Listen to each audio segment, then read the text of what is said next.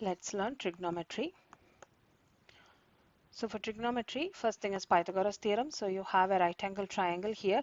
So this is the right angle. The side which is opposite to the right angle will always be the hypotenuse, that I can measure it as C, and the other side I can say it as A and B. So Pythagoras theorem says that C square is equal to A square plus B square.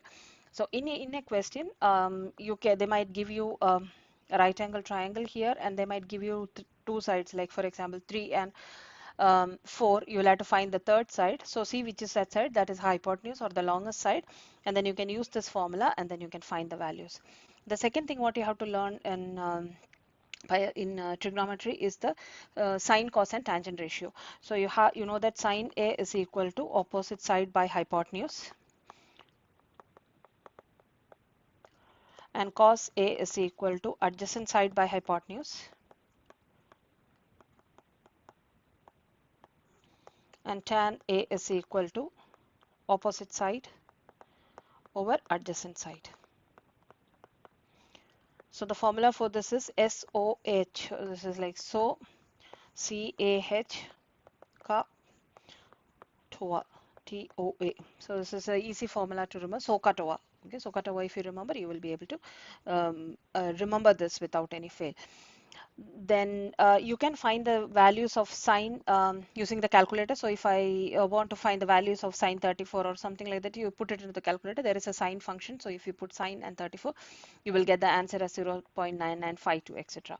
And if they've given sine of an angle A, for example, is equal to 0.5, how will you find that angle? A is equal to sine inverse 0.5. So to find angle, so always remember, to find angle you do inverse.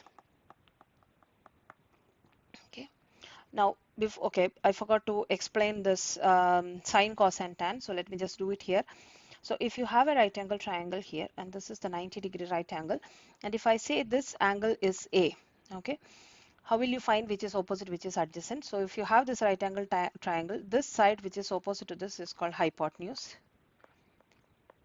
Always the side opposite to a right angle is a hypotenuse, and the angle which is opposite to the side which is opposite to the angle which is in question, that is called the opposite side, and the other side is called adjacent side.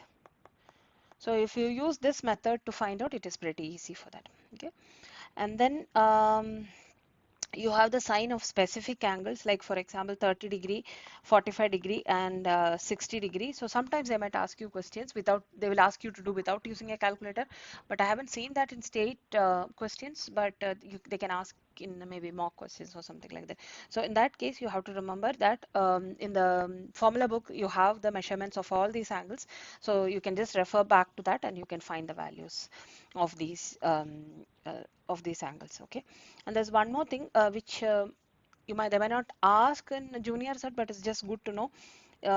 Whatever angles what we are saying, 30 degree, 40 degree, etc., that is measured in degrees. Okay, there is another method of measuring the angles which is called radians. So in radians, it is denoted in terms of pi. So pi is 3.14, but in trigonometry it is mentioned as pi means 180. Okay, so 180 radians.